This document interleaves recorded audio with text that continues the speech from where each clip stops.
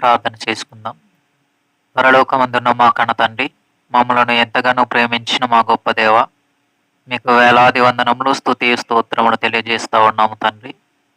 ఈ యొక్క సమయమందు మీరు ఇచ్చినటువంటి మహాకృపను బట్టి వేలాది వందనములు, స్తోత్రాలు తెలియజేస్తూ మీ యొక్క గ్రంథంలో వ్రాయబడిన మాటలను గూర్చి ఈ సమయమందు ఆలోచన చేయుచుండగానైనా మీ యొక్క చక్కనైనటువంటి ఆలోచనను అనుగ్రహించి మీ యొక్క గ్రంథంలో వ్రాయబడిన మాటలు అనేకమైనటువంటి విషయాలలో ప్రస్తుత కాలమున తండ్రి కొన్ని సందర్భాలను గూర్చి ఆలోచన చేయవలసి ఉంటుండగా మీ యొక్క ఆలోచనను అనుగ్రహించి చెప్పుచున్న నాకు మీ యొక్క మంచి ఆలోచనను ప్రసాదించి వినుచున్నటువంటి వారందరికీ వినగలిగే చెవులను గ్రహించగలిగే మంచి మనసును ప్రసాదించమని కోరుకుంటూ క్రీస్తు నామమున ఈ చిన్ని ప్రార్థన సమర్పిస్తా ఉన్నాము తండ్రి.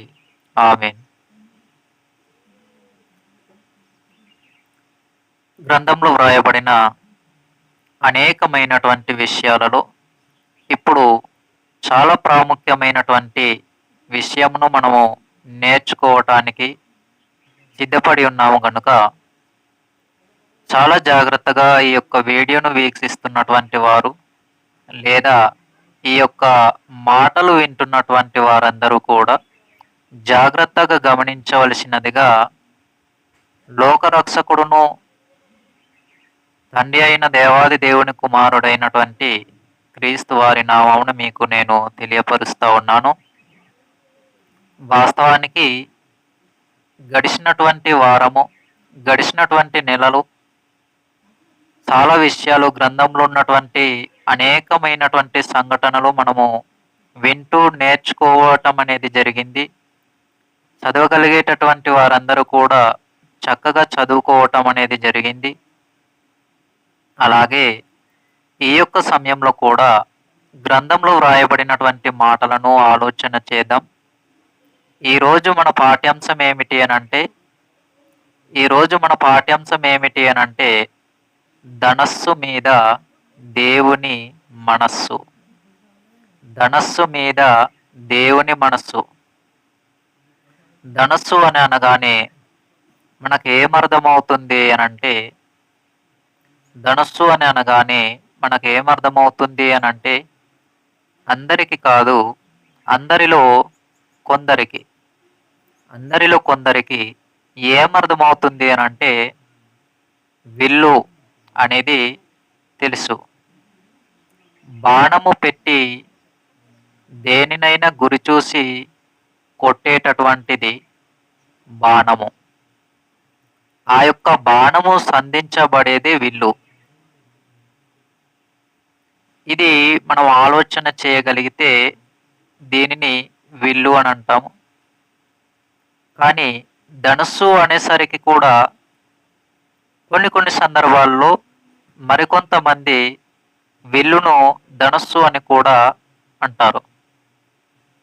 కానీ ఈ సమయంలో గ్రంథానుసారంగా మనం నేర్చుకుంటున్నటువంటి విల్లు అనేది బాణమును సంధించి గురిసూసి దేనినైనా కొట్టేటటువంటి ఆ విల్లు గూర్చినటువంటి విధానమును నేర్చుకోవటం లేదు. కానీ గ్రంథంలో ధనుస్సు అని చెప్పబడినటువంటి దానికి ఈరోజు మనం పాఠముగా నేర్చుకుందాం.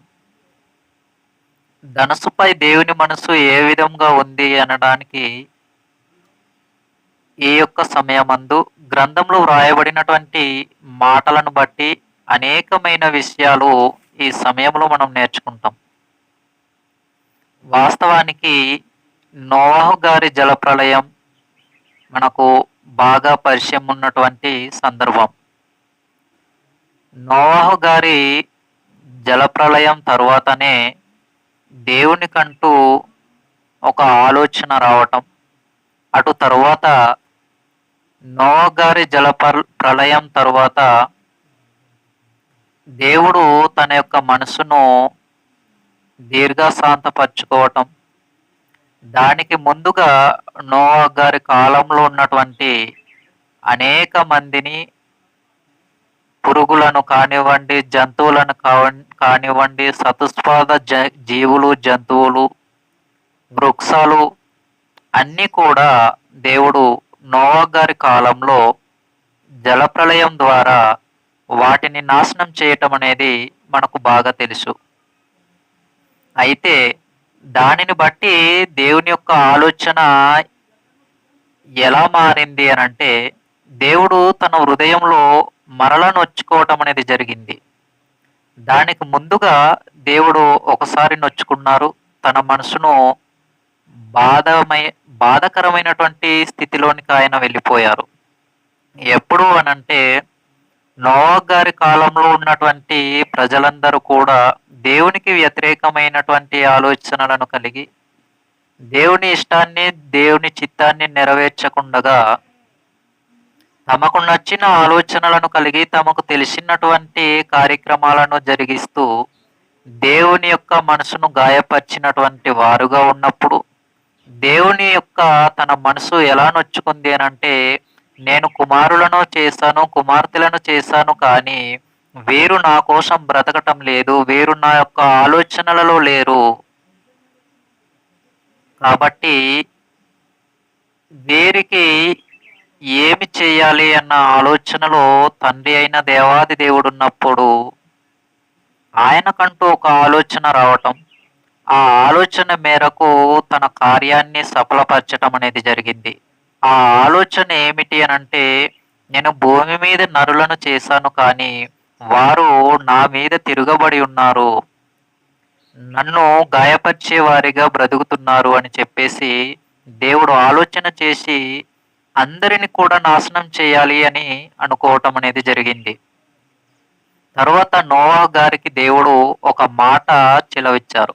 ఏ మాట అనంటే, నీవు నీ తరంలో ఉన్నటువంటి వారందరికీ కూడా, ఇప్పుడున్న వారందరికీ కూడా నీవు ఓడ సిద్ధపరచుకున్నటకు వెళ్దామని వారందరికీ తెలియజేయమన్నప్పుడు నోవహు గారు వెళ్ళి ఈ విషయాన్ని తెలియపరిచినప్పుడు అనేక మంది హేళన చేయటం, అనేక మంది నవ్వుకోవటం, ఇదంతా కూడా జరిగిన తరువాత ఎవరు కూడా నోవహు గారికి ఓడ తయారు చేసే విధానాన్ని చెప్పటానికి గాని, ఓడను తయారు చేయటానికి సహకరించటానికి గాని ఎవరు కూడా రాలేదు. కానీ కేవలం నోవహు గారు తన కుటుంబ సభ్యులు మాత్రమే ఆ యొక్క ఓడలోనికి ప్రవేశించటం, వారితో పాటుగా అనేకమైనటువంటి జీవరాశులు, జంతువులు జతలు జతలుగా ఓడలోనికి ప్రవేశించటం అనేది మనం చూసాం గ్రంథంలో. ఈ యొక్క విషయాలు మనకు బాగా తెలిసినటువంటివి. అయితే ఇందులో ప్రాముఖ్యమైనటువంటి విషయం ఏమిటి అంటే, నోవహు గారి కాలంలో అనేకమైనటువంటి వృక్షాలు ఉన్నాయి, అనేకమైనటువంటి చెట్లు ఉన్నాయి.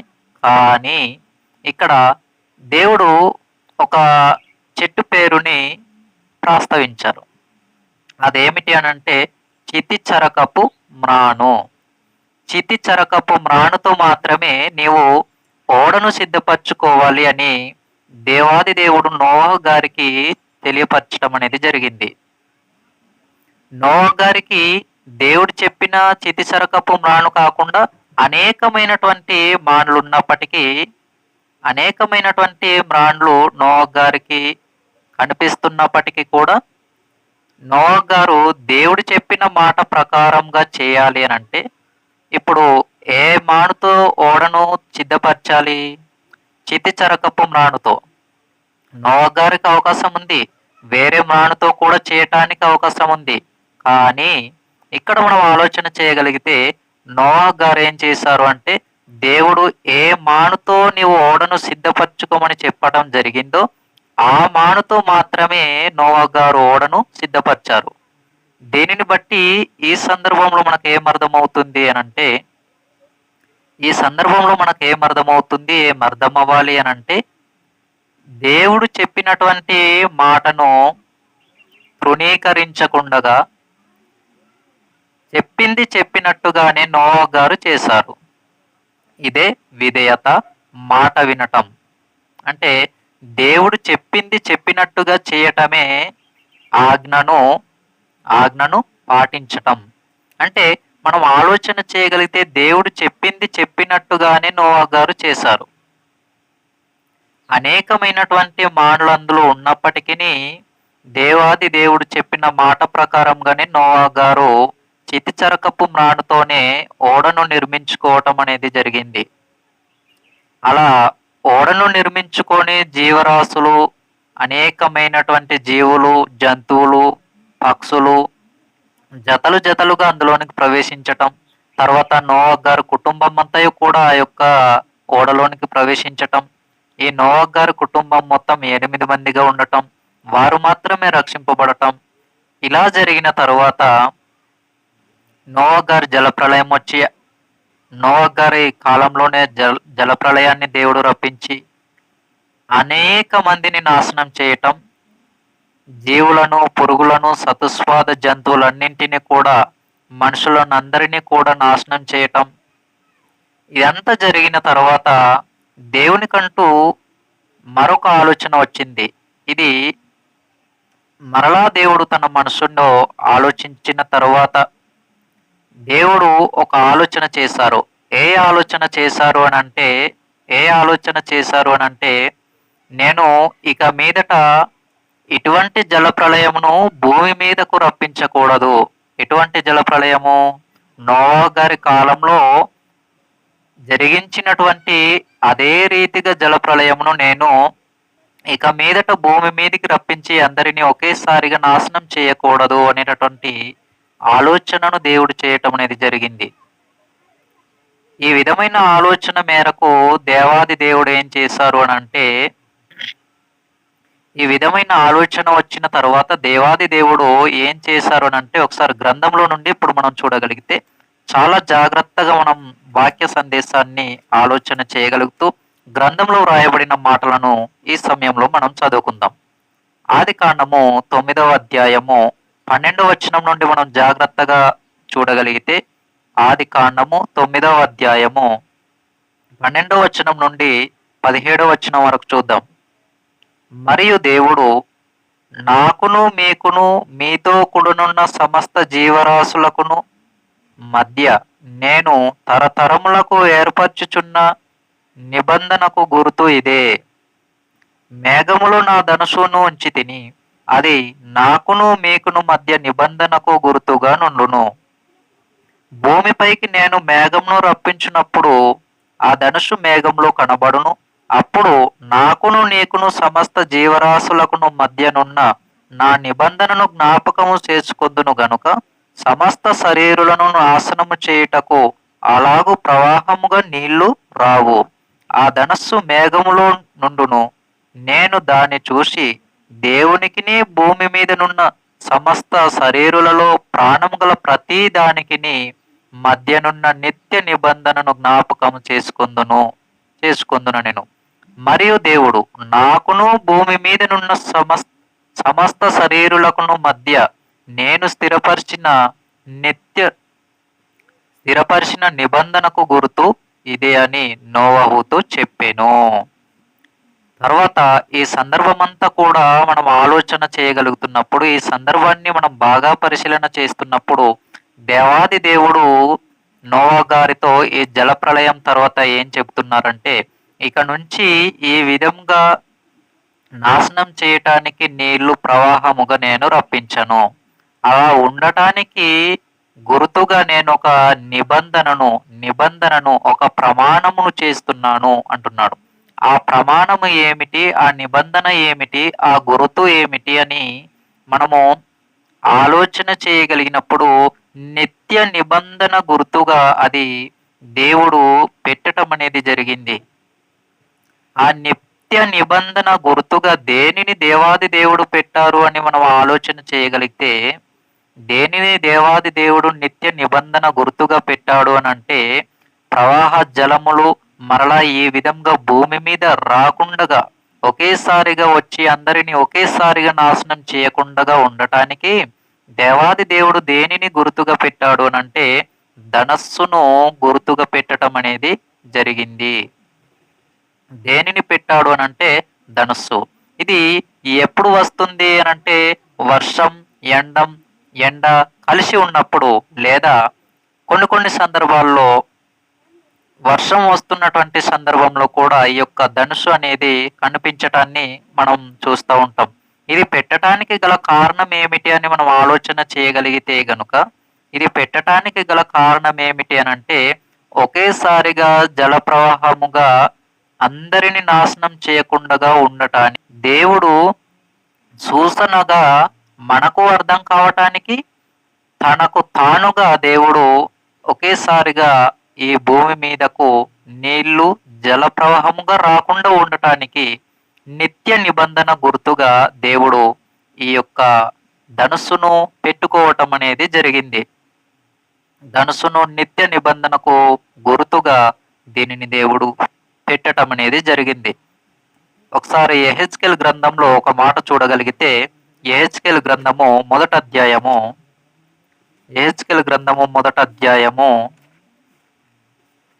యెహెజ్కేలు గ్రంథము మొదటి అధ్యాయము 28వ వచనాన్ని ఒకసారి మనం ఆలోచన చేయగలిగితే గనుక, యెహెజ్కేలు గ్రంథము మొదటి అధ్యాయము 28వ వచనం. వర్షకాలమున కనబడు ఇంద్రధనుస్సు యొక్క తేజస్సు వలె దాని చుట్టూనున్న తేజస్సు కనబడెను. ఎప్పుడు కనబడుతుంది ఇది అనంటే, దేవుడు పెట్టినటువంటిది ఆ యొక్క గురుతు ఎప్పుడు కనబడుతుంది అనంటే, ఆ యొక్క ధనుస్సు ఎప్పుడు కనబడుతుంది అనంటే వర్షాకాలం. అంటే కొన్ని సందర్భంలో వర్షము పడుతున్న సందర్భంలో ఆ యొక్క ధనుసు కనబడుతుంది. మరికొన్ని సందర్భంలో వర్షము ఎండ కలిసి పడుతున్నటువంటి సందర్భంలో, వర్షము ఎండ కలిపి ఉన్నటువంటి సందర్భంలో ఈ యొక్క ధనుసు అనేది మన కళ్ళకు కనబడుతుంది. దానిని చూసినప్పుడు మనకు కూడా ఏం అర్థం అవ్వాలి అనంటే, దానిని చూచినప్పుడు మనకు కూడా ఏం అర్థం అవ్వాలి అనంటే, పాత నిబంధన కాలంలో ఇప్పుడు మనం ప్రారంభంలో చదువుకున్న అధ్యాయం 9వ అధ్యాయం 12వ వచనం నుండి 17వ వచనం వరకు చూసాం ఆదికాండంలో. ఆ మాటలలో మనం చదువుకున్నటువంటి విషయాలు దేవుని యొక్క ఆలోచన ఏమై ఉందో మనం చూసాం. ఆ ఆలోచన మనకు ఇప్పుడు రావాలి. ఇప్పుడు అంటే ఇప్పుడు వర్షము ఎండ కలిపి ఉన్నప్పుడు ధనుసు అనేది మేఘంలో మనకు కనబడుతుంది. ఇంద్రధనుసు అని అంటారు, గ్రంథంలో ధనుసు అని ఉంది. అయితే ఈ యొక్క ధనుసును మనం చూసినప్పుడు మనకేం అర్థం అవ్వాలి అనంటే, భూమి మీదకు ఒకేసారిగా నాశనం అనేది దేవుడు ఈ సమయంలో కోరుకోవటం లేదు అనే విషయం మనకు అర్థం కావాలి. వాస్తవానికి ఈ గ్రంథంలో వ్రాయబడినటువంటి ఇప్పుడు చూసిన ఈ సందర్భాన్ని, ఇంతకు ముందు మనం ఆదికాండంలో చదివినటువంటి ఈ సందర్భాన్ని ఆలోచన చేయగలుగుతుంటే, దేవుడు ఆ యొక్క ధనుసును గుర్తుగా పెట్టుకున్నట్టు మనం గ్రంథంలో చూస్తా ఉన్నాం. గ్రంథంలో ఈ మాటలు మనకు దేవుడు వ్రాయించారు అని అంటే, ఈ మాటలు చదువుచున్నప్పుడు లేదా ఈ మాటలను మనం వింటున్నప్పుడు మనకు ఏం అర్థం అవ్వాలి, మనము ఏ విధంగా అర్థం చేసుకోగలగాలి అని అంటే, నాశనం ఒకేసారిగా రాదు కదా, నేను ఎలా బ్రతికినా పర్వాలేదు అని అర్థం చేసుకోవాలా, లేదు అనుకుంటే నా జీవితాన్ని మార్చుకోవాలి అనే కోణంలో మనం అర్థం చేసుకోవాలా? తప్పకుండా మనం ఏ విధంగా అర్థం చేసుకోవాలి అని అంటే, దేవుడు నాకు అవకాశాన్ని ఇచ్చారు, ఇది వరకు నేను బ్రతికి ప్రాణంతో భూమి మీద ఉన్నాను అని అంటే, అది దేవుడు నాకు ఇచ్చినటువంటి గొప్ప అవకాశం, అదే నా అదృష్టం అని భావించి దేవాది దేవుని యొక్క ఆలోచనలను మనము గుర్తించగలగాలి. చాలా మంది మనకంటే ముందుగా పుట్టిన వారు మరణించారు, మనకంటే తరువాత పుట్టిన వారు కూడా మరణించారు. మరి మనం మాత్రమే భూమి మీద ఇంకా ప్రాణాలతో బ్రతికి ఉన్నాము అని అంటే కారణం ఏంటి? మనమేదో ఘనకార్యాలు చేశామని కాదు, వాళ్ళేదో చెడు కార్యాలు చెడ్డ పనులు చేసి మరణించారని కాదు. కానీ ఇక్కడ మనం గమనించగలిగితే, మనం ఇంకా ఎందుకు బ్రతికి ఉన్నాము అని అంటే, దేవుడు మనకు ఆయుస్సును ఇచ్చారు. ఇది వరకు బ్రతకటానికి ఆయుస్సును ఇచ్చారు. దేవుడు ఇచ్చిన ఈ ఆయుష్కాల జీవితము ఇది వరకు మనం ఏ విధంగా బ్రతికినా సరే దేవుడు మనకు ఆయుస్సును ఇచ్చారు. కానీ ఇక నుంచైనా భవిష్యత్తులో దేవుని చిత్తాన్ని బట్టి మన ప్రాణం పోకడా, యేసుక్రీస్తు వాని యొక్క రెండవ రాకడ ఆలస్యమైతే ఏ విధంగా మనము దేవుని పనిలో ఉండటానికి దేవుడు మనకు ఇచ్చినటువంటి గొప్ప అవకాశం, మన జీవితాలు మార్చుకోవటానికి, దేవుని పనిలో మనం ఉండటానికి దేవుడు మనకి ఇచ్చినటువంటి అవకాశం. కాబట్టి ఈ విధంగా మనం ప్రాణాలతో బ్రతికి ఉన్నాము అని అంటే, మనం ఏదో ఘనకార్యాలు చేశామని కాదు, మనమేదో మరణించిన వారి కంటే గొప్పవారమని కాదు. కానీ దేవుడిచ్చినటువంటి ఈ చిన్ని జీవితపు అవకాశంలోనే మనము దేవుని కోసం బ్రతకాలి. ఇది దేవుని యొక్క ఆలోచన.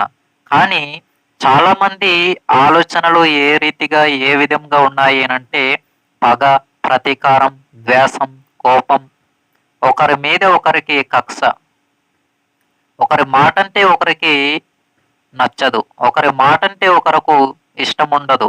ఈ రీతిగా మానవ సమాజం అనేది ఉంది. వాస్తవానికి సంఘంలో ఉన్నటువంటి సంఘ విశ్వాసులైన వారిలో ఇటువంటి భేదాభిప్రాయాలు ఉండటానికి లేదు. గ్రంథం అనేది ఈ రీతిగా తెలియజేయలేదు.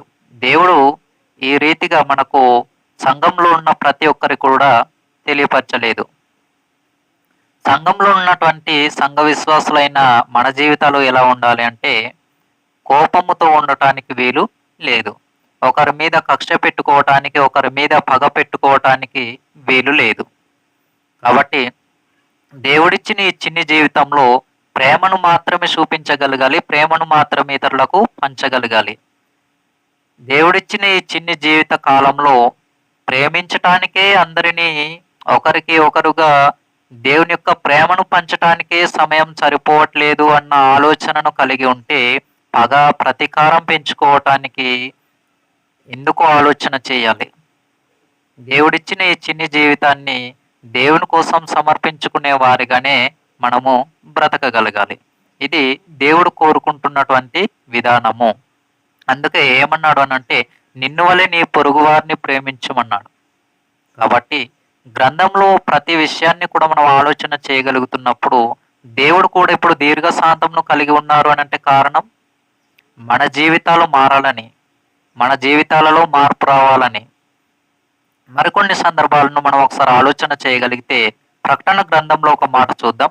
ప్రకటన గ్రంథము 4వ అధ్యాయంలో మనం ఒక మాటను చూడగలిగితే ప్రకటన గ్రంథం 4వ అధ్యాయము 3వ వచనాన్ని కూడా మనం ధనుసును గూర్చిన ఒక మాట చూద్దాం. ప్రకటన గ్రంథము 4వ అధ్యాయము 3వ వచనం. ప్రకటన గ్రంథము 4వ అధ్యాయం 3వ వచనం చూద్దాం. ఆసీనుడైన వాని దృష్టికి సూర్యకాంత పద్మరాగములను పోలినవాడు మరకతము వలె ప్రకాశించు మేఘధనుస్సు సింహాసనమును ఆవరించి ఉండెను. మేఘధనుస్సు చూసారా? అంటే ఇక్కడ కూడా సింహాసనాన్ని ఆవరించి ఉన్నది. ఏది? ధనుస్సు ఆవరించి ఉన్నది. దేవుడు ఉన్నటువంటి సింహాసనంలో కూడా ఏముంది? ధనుస్సు అనేది ఉంది. ఎందుకుంది అని మనం ఆలోచన చేయగలిగితే గనుక దేవుడు ఆ యొక్క ధనుస్సును చూసినప్పుడెలా భూమి మీదకు ప్రవాహ జలములు ఒకేసారిగా రాకుండా ఉండాలి అన్న సంకల్పం మేరకు, దేవుని యొక్క ఆలోచన మేరకు ఆ యొక్క ధనుస్సును దేవుడు తన సింహాసనంలో కూడా పెట్టుకోవటం అనేది జరిగింది. 10వ వచనం. అదే ప్రకటన గ్రంథం 10వ అధ్యాయం అండి. ప్రకటన గ్రంథం 10వ అధ్యాయము 1వ వచనాన్ని ఒకసారి చూడగలిగితే ప్రకటన గ్రంథము 10వ అధ్యాయము 1వ వచనాన్ని మనం ఒకసారి చూద్దాం.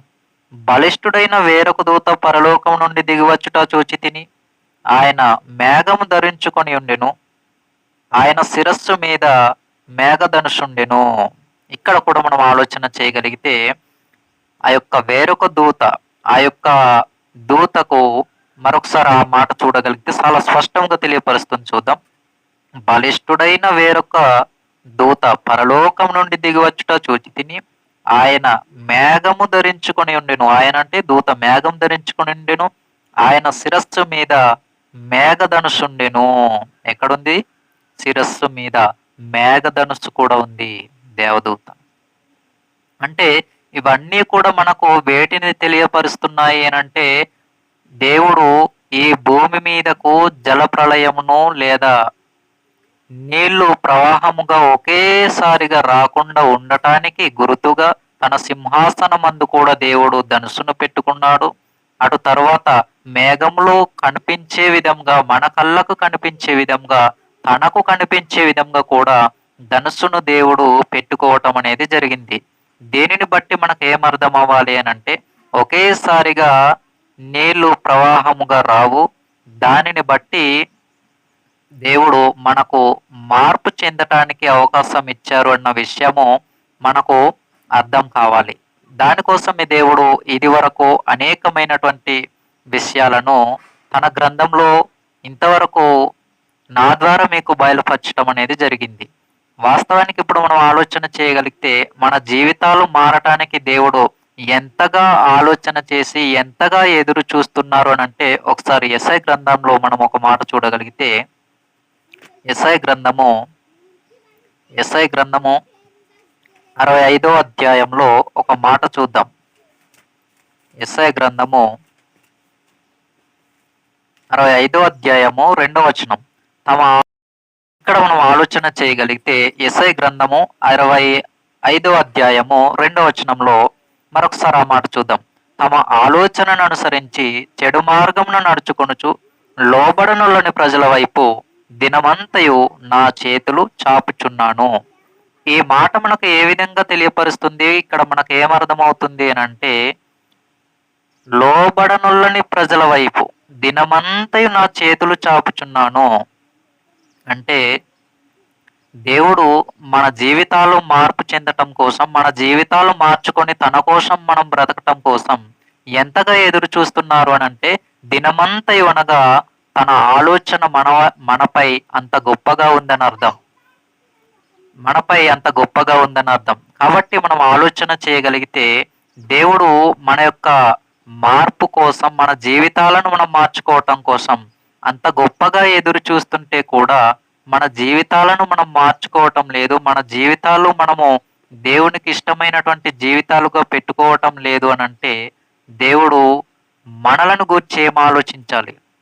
మన కోసం దేవుడు ఏమనుకోవాలి? కాబట్టి గ్రంథంలో వ్రాయబడినటువంటి మాటలను గూర్చి మనం ఆలోచన చేస్తుంటే గ్రంథం ఏ విధంగా హెచ్చరిస్తుందంటే మన జీవితాలు మార్చుకొని తన కోసం బ్రతకాలి అని దేవుడు ఆలోచిస్తూ ఉన్నారు. కానీ మనం గుంపులుగా ఉంటే ఏం మాట్లాడుకుంటాం? ఒకరు ఇద్దరుగా కలిసినప్పుడు మనం ఏం మాట్లాడుకుంటాం? ఇదంతా కూడా మనం గమనించగలగాలి. దేవునికి ఇష్టమైన జీవితాన్ని కలిగినటువంటి ఆలోచన విధానాన్ని కలిగి మనం మాట్లాడగలుగుతున్నామా? మన ఇష్టానుసారమైనటువంటి జీవితాన్ని కలిగి మన కోసం మనం మాట్లాడుకోగలుగుతున్నామా? ఇదంతా కూడా గ్రంథంలో చాలా ప్రాముఖ్యమైనటువంటి విషయాలు ఉన్నాయి. ఒకసారి మలాకి గ్రంథంలో మనం ఒక మాట చూడగలిగితే గనుక మలాకి గ్రంథము 3వ అధ్యాయంలో ఒక మాట చూద్దాం.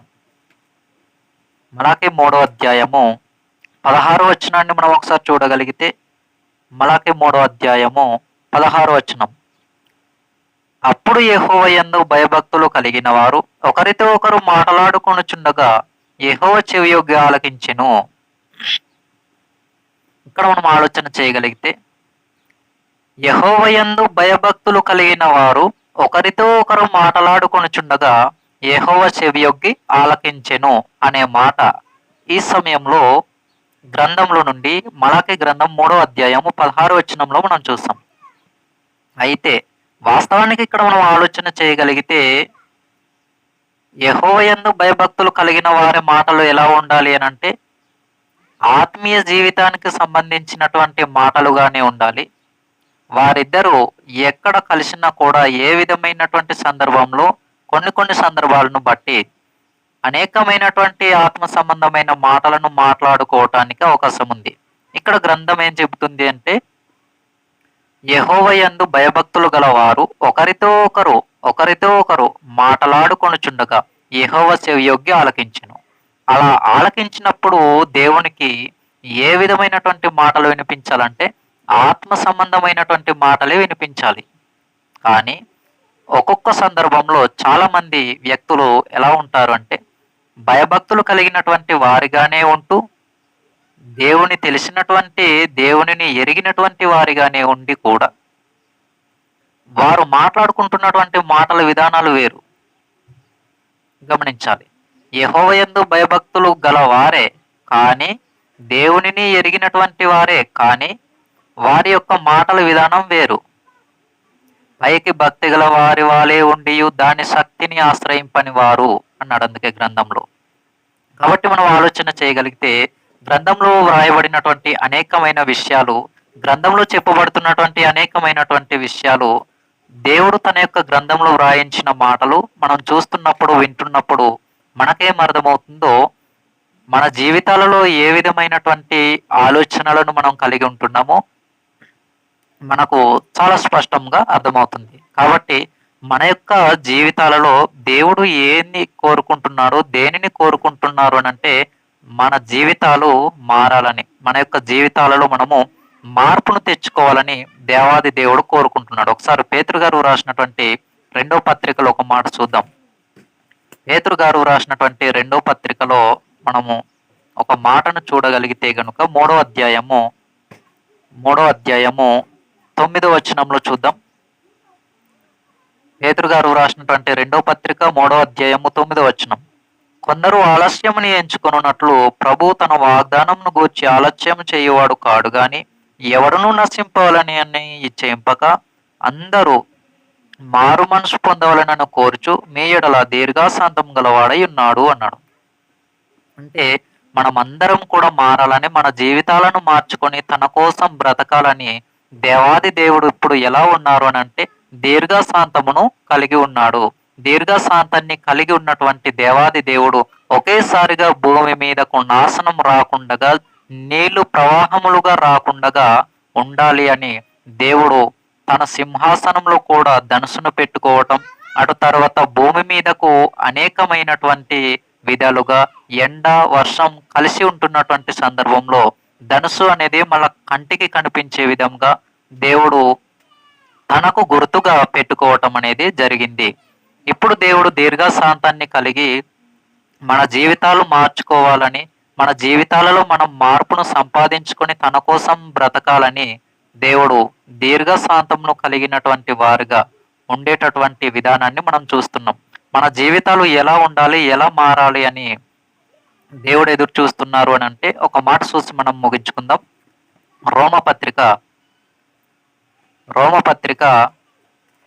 రోమపత్రికలో మనం ఒక మాట చూడగలిగితే రోమపత్రిక 12వ అధ్యాయము 2వ వచనంలో మనం ఒక మాట చూద్దాం. మీరు ఈ లోక మర్యాదను అనుసరింపక ఉత్తమమును అనుకూలమును సంపూర్ణమై ఉన్న దేవుని చిత్తమేదో పరీక్షించి తెలుసుకొనున్నట్లు మీ మనస్సు మారి నూతన మగుట వలన రూపాంతరము పొందుడి అన్నాడు. అంటే మనసు మారి నూతన మగుట వలన ఎలా ఉండాలంటే రూపాంతరం పొందాలి, మనసు మార్చుకోవాలి, తర్వాత రూపాంతరం పొందాలి. ఫర్ ఎగ్జాంపుల్ మనం ఆలోచన చేయగలిగితే ఒక గొంగలి పురుగు ఉంది. ఆ గొంగలి పురుగును మన కళ్ళతో మనం చూసినప్పుడు ఆ గొంగలి పురుగు ఎలా కనబడుతుంది అని అంటే మన కంటికి చూడటానికి వికారంగాను, చూడటానికి అసహ్యంగాను, దానిని ముట్టుకోవటానికి ఇష్టం లేని ఒక ఆకారాన్ని కలిగి గొంగలి పురుగు కనబడుతుంది. కానీ అదే గొంగలి పురుగు ఎప్పుడైతే తన రూపాన్ని మార్చుకొని చీతాకోక చిలుకగా మన కంటికి కనబడుతుందో ఆ క్షణంలో మన మనసు మారుతుంది. ఎలా మారుతుంది అని అంటే ఆ యొక్క చీతాకోక చిలుకను చూసినప్పుడు దానిని ముట్టుకోవటానికి, లేదా దానిని పట్టుకోవటానికి, దానిని తాకటానికి, దానిని కళ్ళతో చూస్తూ ఉండటానికి ఇష్టపడతాం. ఎందుకు? అది నూతనమైనటువంటి ఆకారాన్ని ధరించుకుంది, అది ఒక చక్కనైనటువంటి రూపంలోనికి మార్పు చెందింది. ఆ రూపం ఏమిటి అని అంటే చీతాకోక చిలుక రూపం. ఇది మన కళ్ళ ముందు రంగురంగుల ఆకారాలతో మన కళ్ళకు మరిపించే విధంగా కనిపిస్తున్నప్పుడు మనకేమనిపిస్తుంది అని అంటే దేనిని పట్టుకోవాలి, దేనిని తాకాలి, దేనిని నా చేతితో ముట్టుకోవాలి అనేటటువంటి ఆలోచన వస్తుంది. దానితో చాలా మంది చిన్నపిల్లలు ఏం చేస్తుంటారంటే దానిని పట్టుకొని దానితో ఆడుకుంటూ ఉంటారు. ఇదంతా మనకు భౌతిక పరంగా బాగా తెలిసినటువంటి విషయం. అయితే ఇక్కడ మనం గమనించవలసిన విషయం ఏమిటి అని అంటే గొంగలి పురుగు చీతాకోకగా ఉన్నప్పుడు, గొంగలి పురుగు చీతాకోక చిలుకగా మారినప్పుడు మనం చూడటానికి ఇష్టపడుతున్నాం. కానీ గొంగలి పురుగుగా ఉన్నప్పుడు మాత్రం దానిని ముట్టుకోవటానికి, దానిని చూడటానికి అసహ్యించుకోవటం కానీ, కొంతమంది అయితే భయపడటం కానీ ఇలా ఉంటుంది. ఎప్పుడైతే మార్పులోనికి వచ్చిందో, ఎప్పుడైతే చీతాకోక చిలుకగా మారిందో దానిని ముట్టుకోవటానికి, దానితో ఆడుకోవటానికి, మన కళ్ళ ముందుకు అది వచ్చినప్పుడు దానిని మనం చూడటానికి ఇష్టపడతాం. అలాగే దేవాది దేవుడు కూడా మన యొక్క మార్పును కోరుకుంటున్నాడు. పాత రోత జీవితాన్ని విడిచిపెట్టి నూతన స్వభావంలోనికి మన యొక్క మనసును మార్చుకొని రావాలి. ఇది దేవుని యొక్క ఆలోచన. ఇలా మార్పు చెంది రావాలి అనంటే మనము మొదటిగా మాట వినాలి. దేవుని యొక్క మాటను వినాలి. వినుట వలన విశ్వాసం కలుగును అన్నాడు. వినటానికి, విశ్వాసం కలగటానికి ఏ మాటలు వినాలి? ఏ మాట వింటే విశ్వాసం? క్రీస్తును గూర్చిన మాట వినాలి. ఆ మాటను అంగీకరించగలగాలి. ఆ మాట ద్వారా మన హృదయ ఆలోచనలు గాయపరచబడాలి. దేవుని మాట ద్వారా మన యొక్క హృదయ ఆలోచనలు మార్చబడాలి. అలా మార్చబడేటటువంటి మాటలు మనం వింటూ ఉండగలిగితే గనుక మన జీవితం అనేది మార్చబడుతుంది. కాబట్టి అపొస్తలుల కార్యములు 2వ అధ్యాయంలో కూడా మనం చూడగలిగితే అక్కడ మనం ఒక మాటను చూస్తాం. 37వ వచనంలో వారు ఆ మాట విని హృదయంలో నొచ్చుకొని అంటాడు. అంటే హృదయము దేవుని యొక్క మాటల వలన నొచ్చుకోవాలి. నా జీవితం ఇలా ఉంది అని ఆ మాట మన హృదయ ఆలోచనలను మార్చగలిగేదిగా మనకు అర్థమవుతే గనుక ఆ గాయపరచబడినటువంటి మాట వలన మన హృదయము గాయపరచటం ద్వారా, మన హృదయం గాయపరచబడటం ద్వారా, మన హృదయం పొడవబడటం ద్వారా, దేవుని మాట మనకు అర్థమవటం ద్వారా మనకేం అర్థమవుతుంది? మనకేం జరుగుతుంది అనంటే మన యొక్క ఆ మాట వినటం ద్వారా మనకు విశ్వాసం అనేది కలుగుతుంది. కాబట్టి ఇలా మార్పు చెందాలి. ఇలా మార్పు చెందటం కోసమే దేవాది దేవుడు ప్రారంభంలో ఉన్నటువంటి తన యొక్క కోపాన్ని వెనువెంటనే అమలుపరచడం లేదు. వెనువెంటనే జారీ చేయటం లేదు. పాత నిబంధన కాలంలో మనం ఎక్కడ ఆలోచించినా కూడా అనేకమైనటువంటి సందర్భాలు చూస్తాం. దేవుని యొక్క కోపం ఎలా ఉండేదో. నోవా గారి జలప్రళయం తర్వాత కూడా కొన్ని సందర్భాలు ఎలా ఉండేవనంటే చాలా దేవుడు తనకు తానుగా కోపగించుకున్నారు అనంటే ఏ విషయంపై అయినా దానిని తప్పకుండా తన యొక్క కోపాన్ని ఈ యొక్క భూమి మీద ప్రజలపై సమకూర్చేవారు. సొదొమ గొమొర్రా అనే పట్టణాలను కానివ్వండి, లేదు అనుకుంటే అనేకమైనటువంటి ఇశ్రాయేలు ప్రజల్ని నడిపిస్తున్నటువంటి కాలంలో కానివ్వండి, ఇశ్రాయేలు ప్రజలు చనుగుకున్నప్పుడు కూడా, లేదు అనుకుంటే ఇశ్రాయేలు ప్రజలు మాంసాన్ని తింటూ, ఆహారాన్ని తింటూ ఉండి కూడా చాలా మంది మాంసం నోటిలో ఉండగానే వారు తమ ప్రాణాలను కోల్పోయినట్టుగా ఇవన్నీ మనం చూస్తూ ఉంటాం. కానీ నూతన నిబంధన కాలంలో, క్రొత్త నిబంధన ఇప్పుడున్నటువంటి ఈ కాలంలో, ఈ తరాలలో దేవుడు తన కోపాన్ని వెంటనే అమలుపరచడం లేదు, వెంటనే జారీ చేయటం లేదు, వెంటనే శిక్షను అమలుపరచట్లేదు అని అంటే కారణం దేవుడు తన యొక్క కోపాన్ని దీర్ఘశాంతం కలిగినటువంటి వాణిగా ఉండటం ద్వారానే. ఈ దీర్ఘశాంతం కూడా ఎందుకు అనంటే మన జీవితాలు మారటం కోసమే, మనం మార్పును తెచ్చుకోవటం కోసమే.